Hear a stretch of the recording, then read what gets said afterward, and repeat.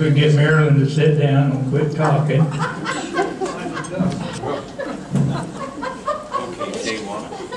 Since he has to leave a little early, the president of York College is here to talk to us right away. So Steve, come on up, please.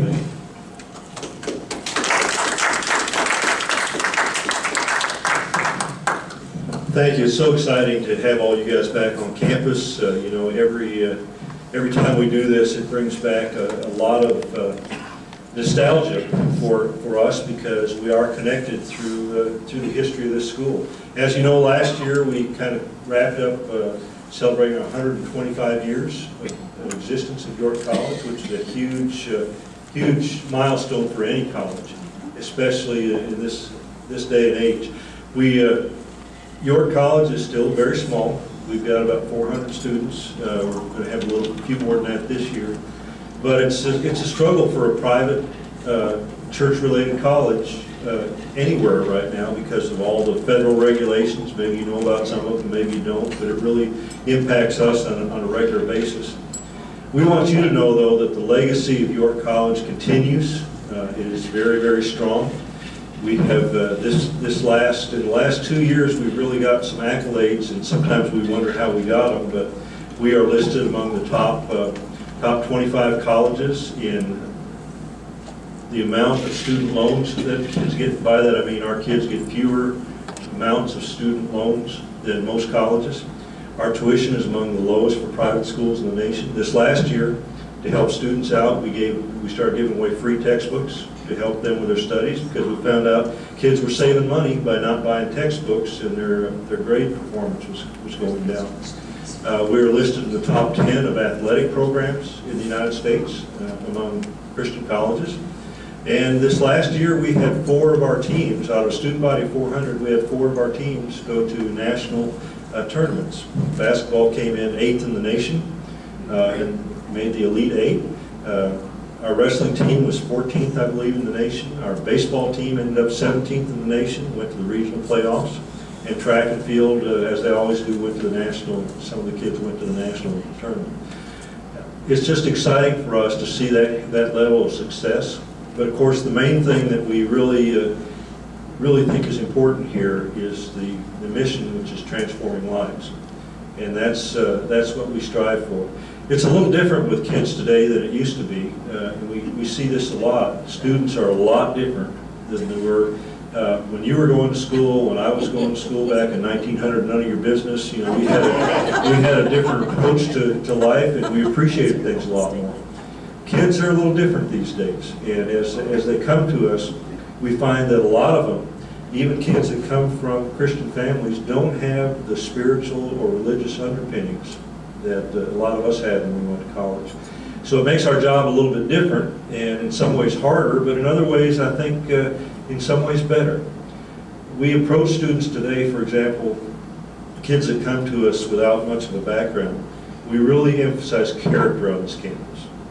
Character isn't the end game. Character is a step in the direction to relating them to Christ and to Christianity, because a lot of our kids come without any kind of a background. A lot of kids come from broken homes.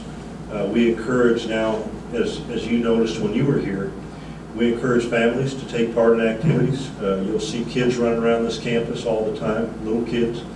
And part of the reason is we want these students, especially come from broken homes, to see what a real family, a Christian family, looks like. And that's part of the appeal. Faculty here still do what they did when you were here. They still take students to their home, have meals with them, have impact on their lives in a personal way rather than just out of the classroom. And we're just so happy to be part of the heritage that you were a part of and keep going the dream of Christian education. 90%, over 90% of our students get financial aid now. It's a hard thing to do to go to college. We are the least expensive private school in the state of Nebraska, but at the same time, it's still a struggle for some.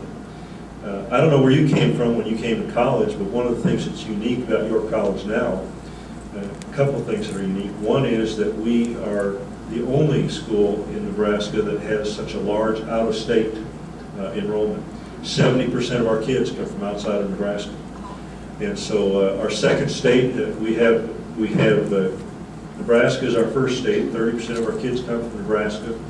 Then behind that, in some different order every year, will probably be Iowa, California, and Texas.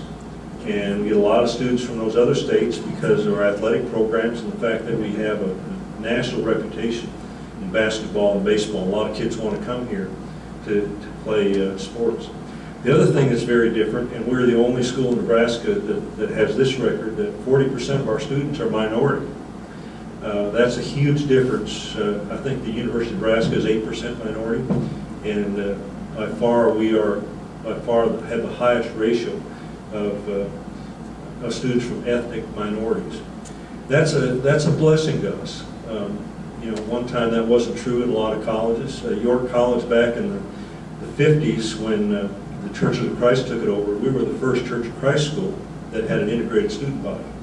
A lot of our sister schools, Abilene Christian, Harding, Lipscomb, would not allow black students during those years.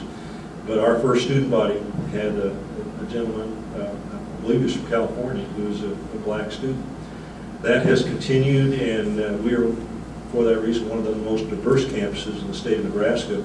And it makes a huge difference to our student body because we don't have the fear and the differences that you get in a lot of places. And I think that's affected the community of York because you see our kids around campus or around town. One of my favorite stories was 3 years ago when 4 of our young men, African-American young men, were driving down Grand Avenue, and a policeman pulled up behind them. Well, they were from the inner city, I think Dallas area, and they were a little scared. He flashed his lights, they pulled over. He knocked on the window and said, "I just want to tell you, I watched you guys play the other night. You got a great team." Their eyes were like as big as saucers, but they came up and told the coach, "You won't believe what happened to us that day." But that kind of experience with values and morality of small town rural America is making a huge impression on a lot of kids. And a lot of them don't want to leave York after they graduate. 10% of this county now is York College graduates or families of graduates. And most of them live in the community of York because they want to raise their kids here. They want to be in this environment. They come from California, they come from Texas, they come from New York.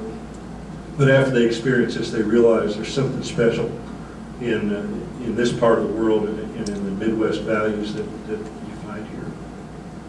Well, anyway, it's my job to welcome you. I've done a little bit more than that because I'm proud of this place, as I know you are, and I'm proud that you come back and help us celebrate the success of York College. Thank you for continuing to support this place because it is making a difference in the lives of people. And on behalf of York College, the faculty and staff here, just want to welcome you once again. Welcome home. Thank you.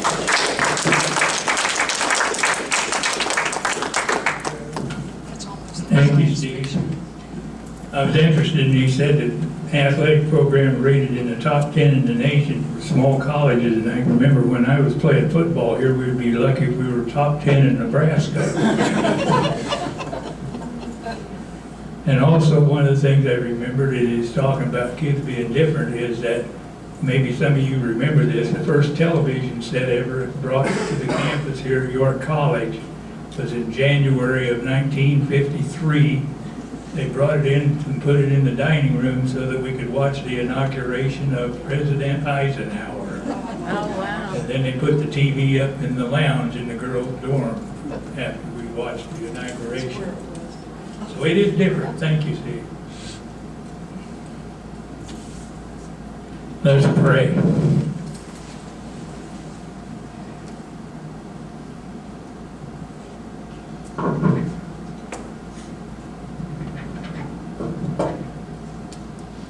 Dear God, Heavenly Father, all of us here, as you already know, have been involved some way or other with influence of York College. We thank you very much for this college and for its influence on each of us.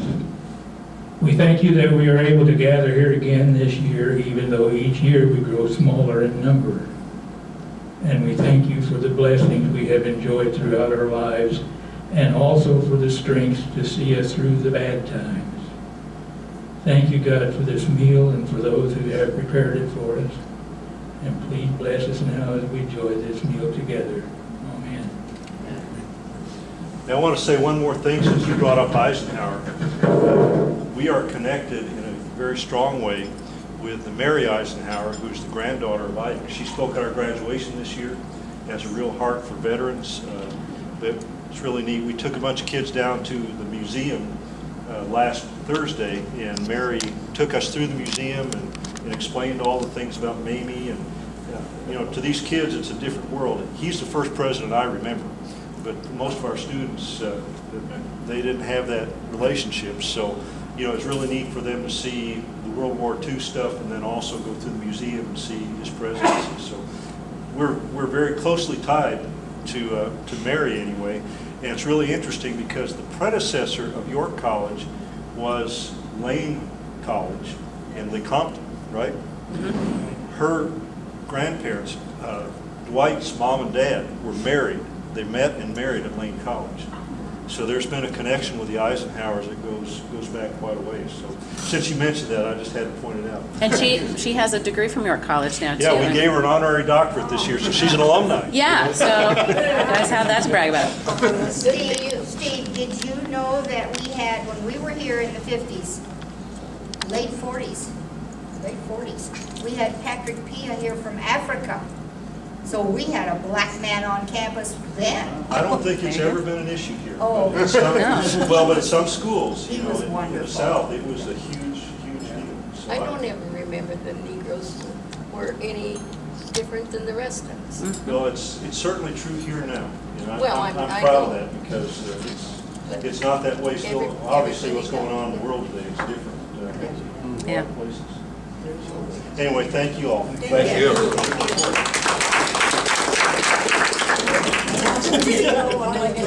Something like 3 Irish. The composer of the song On the Hill, Yeah. this is an article about her. This is cut your edge. It says several years ago in 1931, there appeared in concert on the York College chapel stage a composer and author whose name was Ruby Carroll Rickert. Although totally blind, Miss Rickert maintained a repertoire of her own compositions, playing and singing them herself.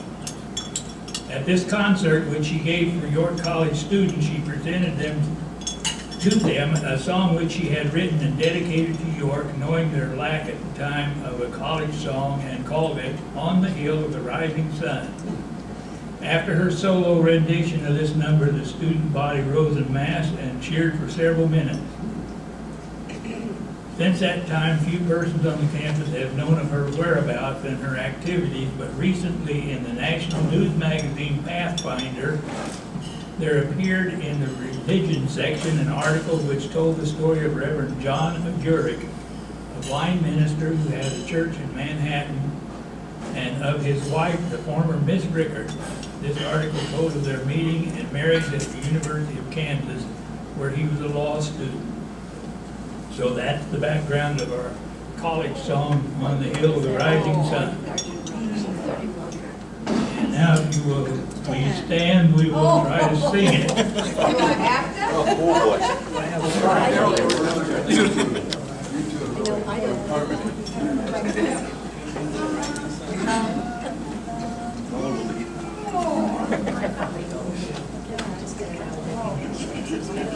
On the hill of the rising sun stands the college people so near.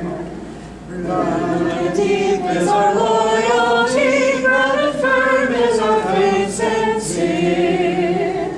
In our hearts will ever be blue and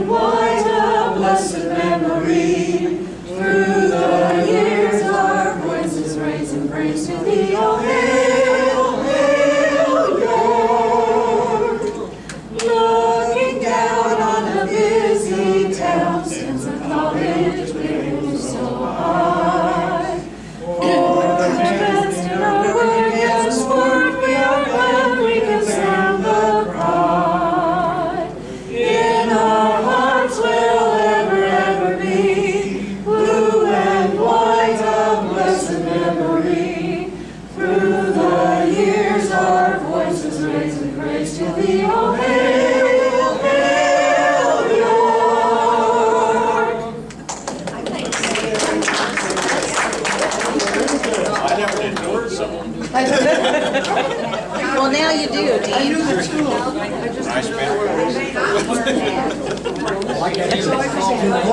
That's yours. I was trying to sing loud. Gonna write me on report? Thank you. Yours was a skull. Crystal will. Now I'm gonna change my position. May I, sir? Sure. Been suggested that we turn on the mic. That's okay. It's been suggested that we spend some time talking a little bit, if any of you are interested in saying something about your memories of different kinds of things, or about your lifetime, or whatever you want to talk about for a few minutes. And I thought I would start, since I'm up here with the microphone already. One of the things that I claim to be very famous for, and about the only thing, is that I think most of you probably know what a zip line is. Yes. I think I'm one of the first people in the whole country that ever rode on a zip line. When I was between my second and third grade in elementary school, we had some neighbor kids that were late teens, and they went to this big tree about 30 or 40 feet up in that tree and tied a cable onto it, ran it down to another tree, and put a pulley thing on there, and you grab a hold of it with your hands and hang on for dear life, and it goes sailing down that zip line. And I said, there's no way I'm doing that, because I'm not tall enough to reach the ground. When I get to the bottom, I'll run into the tree. And they said, no, you won't, we'll catch you. So they finally talked me into riding that thing. And before I hardly got down on the ground, when the kid caught me down at the bottom, I think my older brother went up running over our house and told my mother what I'd done, and so I never got to go over there anymore. What town was that? What town? Where was that at? Benton, Illinois. Gary? Okay. You weren't the only one. He made a zip line for our kids when they were young. You had a zip line for your kids? Yep, ran it off the top of a garage shed building, out down to a tree, down to a cable. Splat. And it had an old telephone company cable that doesn't latch, and you just flopped it back and held on, and they ride her down. My mother thought I was nuts. Well, he was. One other thing I want to tell you before I let somebody else talk is that I was kind of a mama's boy when I was growing up, except for that one experience. And when I got in high school, I finally got on the football team at our high school, and the first time my mother ever saw a high school football, or any football game, was when I was a senior in high school. And my dad finally talked her into going to watch me play football. And after we won the game that night, 12-7, I went over to talk to my parents, because I thought, boy, she's going to be excited seeing me play football and winning a game. And walked over there, and my mother said, I can't believe it. You ran all the way across the field and didn't fall down. Who else would like to talk? I have a question. Why don't you just pass that over? Can you hear me? There are two. Mike. Hear me now? Talking to the mic. Can you hear me? Oh, okay. There are two boys who were in the house when I was a house mother, when I was 19. Stand up. Here's one of my boys, and here's the other one of my boys standing up. I have a really important question to ask each of you. I'll ask you first, then what could you tell me might have happened, or what kinds of things went on upstairs that I would just like to know about now? Anything that you know, that I didn't know about probably. Be careful what Well, I you was say. a good boy, so I didn't get in trouble. I never got reprimanded for anything. You just never got caught. That's right. Now tell me, be honest, I won't hold it against you. Well, Tell me some things. Don't make it shot up. firecrackers, and then I got put in jail one night. When you lived in our house? What? Really? Do you think I tell you everything? Are you serious? Yeah, but they just to warn me. Well, I realize I'm serious. I want to know a little bit more. Firecrackers where, what time of day? On this campus. On the campus, when you lived in our house and I was your house mother. Good grief. And Mama did. I think we had tied her up and got her out of the picture. Me? No, not you. Just kidding. No, okay. I'm just pulling your leg, dear. No, I mean the firecrackers. You're serious? He was in on it. Are you guys serious? What I got in trouble for was after you left. Was it after I left? I was too shy as a freshman to do anything like that. Well, this is when I was a senior. I can't believe this. Really, I'm glad I was gone. I don't know how many of those girls might have been in the dorm at that time. But He's gonna talk his way out of it, but he was there. I don't know if he was there or not. He was probably behaving himself. I was just kind of playing around. I didn't know you guys really could invest something serious. Norm, remember when we got all that fused and fused them got all what? and lit them off and went upstairs and they all went off? Oh, yeah. Nobody's around? oh yeah, we used I think I should quit some now. dynamite fuse so we wouldn't be around when You guys aren't making this up. Are you serious?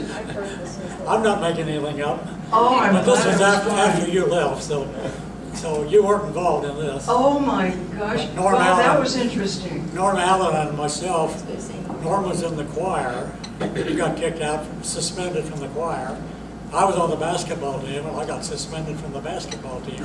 No Because kidding. of this 9-shot repeating aerial bomb that went off in December in front of the girls' dorm.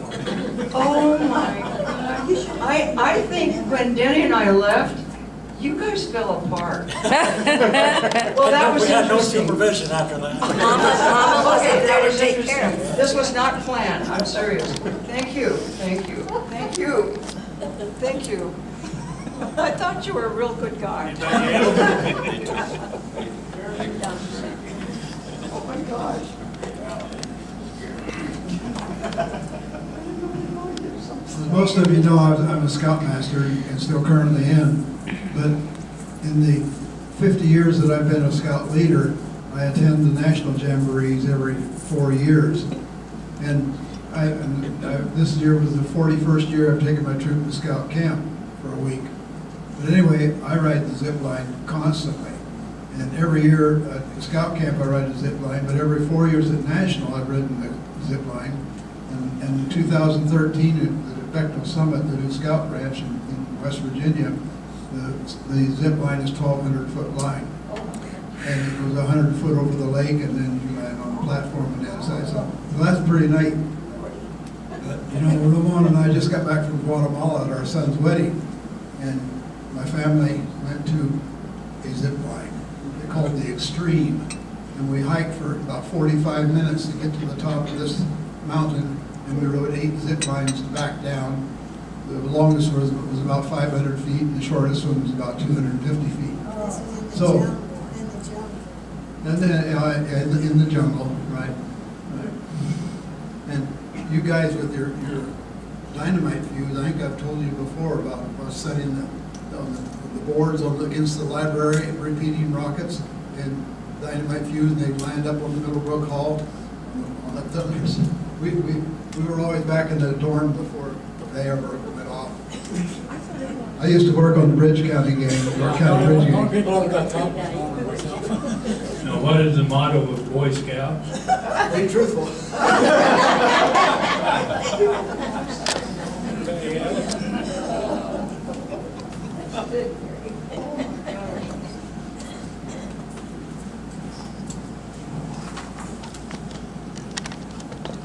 Hi there, my name is Gordon Pillman, and I'm probably one of the few people here that are natives of York County. And here, I'm sitting at a table with two ladies that grew up a mile from my home.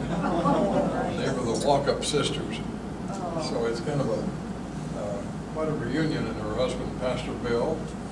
So it's been a pleasure, and I've been practicing law here since '58, and my son is also here now, practicing law, and my youngest granddaughter just graduated with honors from the University of Lincoln, and she applied to 15 different law schools, and she waited till the very end, and she just accepted one to Harvard Law School. So she's ready to head east pretty soon.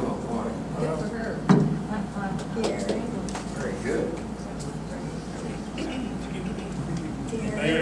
Gary, would it be fun to see what professions people, how many teachers we have? How many are teaching?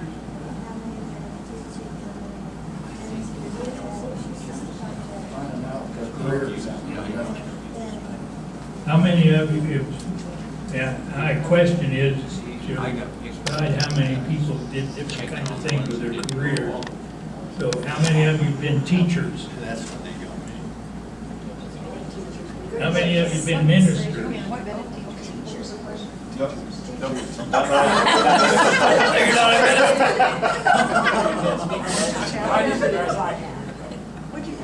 I was a minister for 4 years and then a teacher for 34 years, so I did both of those things. And any lawyers in here? Just the one that got to minister, that's what they. And what other careers do we have? Pilot, coaches. Pilot? Coaches? How many coaches do we have in here? At least 2 of us are coaches. Anything else we haven't come up with yet? Banking, insurance. Computers. Banking and insurance. Insurance, banking, dollars in that. Computers. Computer.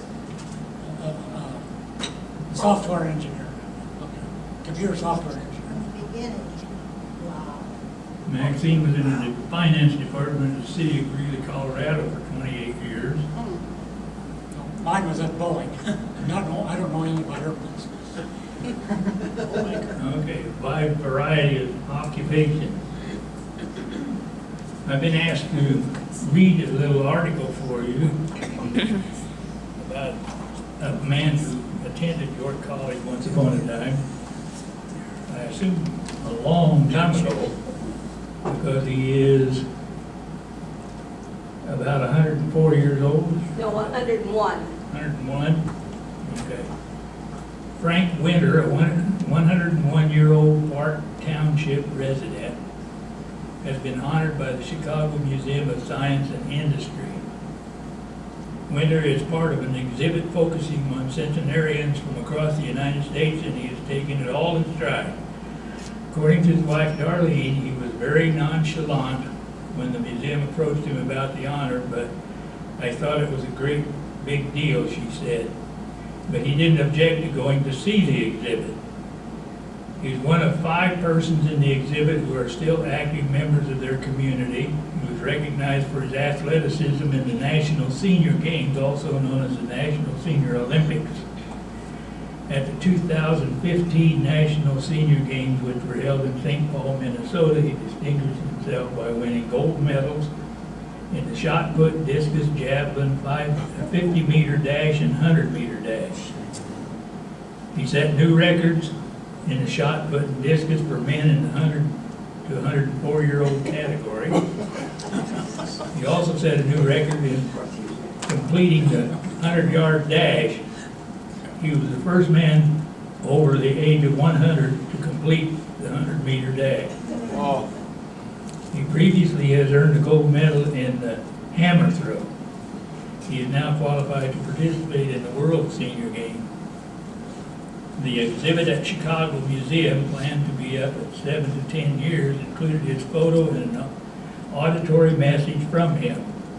In preparation for the exhibit, museum personnel interviewed Winter at his home, where they took photos and taped the audio portion.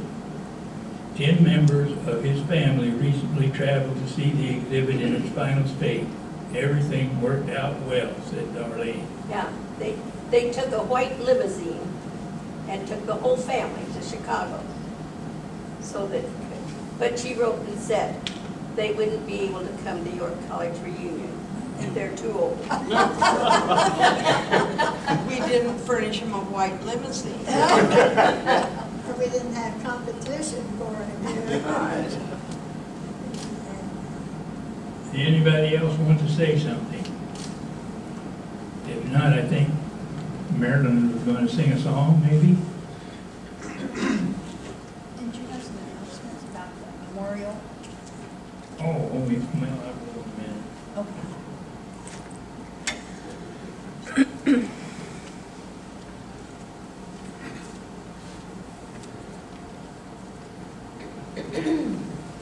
I've done this for a couple of years or so. But anyway, I just think that it's, I think it's appropriate, and it's from my very heart of hearts. May the good Lord bless and keep you, whether near or far away. May you have that long-awaited golden day today. May your troubles all be small ones, and your fortunes 10 times 10. May the good Lord bless and keep you till we meet again. May you walk with sunlight shining, and the bluebird in every tree. May there be a silver lining back of every cloud you see. Fill your dreams with sweet tomorrows. Never mind what might have been. May the good Lord bless and keep you till we meet again. May the good Lord bless and keep you till we meet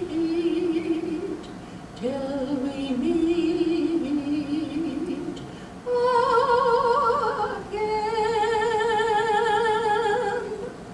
Amen.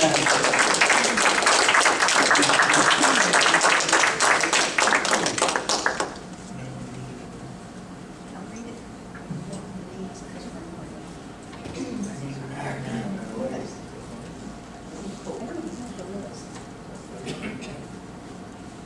Okay. Are you going to go get it? I put it on the podium. She put it on there. I don't know what you're trying to do. Are you going to read the list? Crystal put it right there. To remind them that. It is. Yes, this is the name of the memorial that we have. And there's some memorials over there to look at. I just got a job that I didn't know I was going to get. This is time for us to remember in the names of some of the folks that we have lost over the past year. So I'd like to read those names for you. We also have a display over in the little chapel of these various people that are on this list that we'd like for you sometime before you leave tomorrow. Take a minute or two to run over there and take a look at the display.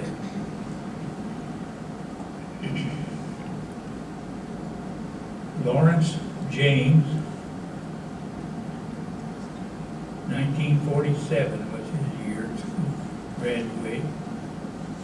Richard Cam, 1955. Darlene Larson, 1938. Leola Novak, 1942. Balda Joan France Embry, 1951. Shirley Shireman Zog, 1950-51. Dr. Doris Holloway Sint, 1943. And I have additional names here, but I'm not sure of all the dates of their schooling, but they were York students, or married to York students, one or the other. Laura Coombs, Carol Epp, Dr. Myron Fessler, Justina Peters Smith, Ed Schutte, Nick Cam, Janice Menzie, and Virginia Atkinson. I have a name to add. Denny's brother, Edward Orchard, was in his early 90s, I think. He died this year. He was a Presbyterian minister. He graduated from here. Thank you. Are there any others anyone knows about? Okay, one additional thing I want to do here is to ask Crystal to come up here, please.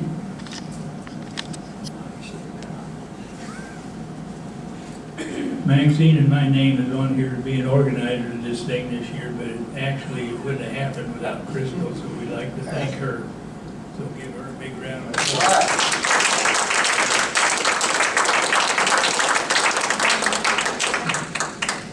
I just want to say how much I enjoy spending time with all of you, and I hope that you'll be back next year, because this is the highlight of my year. Thank you. Thank you.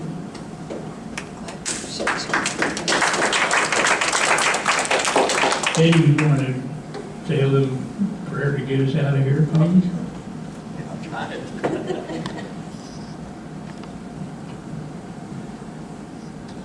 You want to stand up for a benediction prayer, please?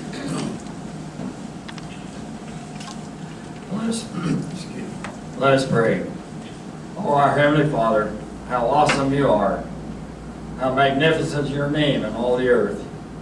And Lord, it's been a great time to be here to reminisce and to talk and visit and think about the things that's happened in the past, and always to be mindful of those that's gone before us, and we always want to keep their memory in our memory, and we always want to keep them in our forethoughts. We're grateful for York College and what it's done over the years and what it's doing now.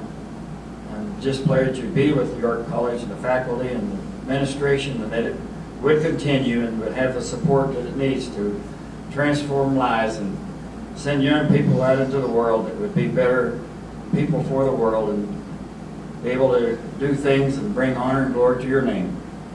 Be with us as we leave and travel, and give us safe travels, and let us return another time for a great time together.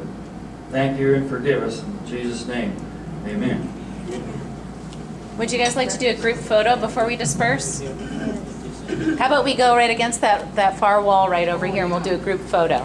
I'm breakfast at 8:30 in the morning if you're going to be here for breakfast. 8:30 in the cafeteria, downstairs. In the cafeteria.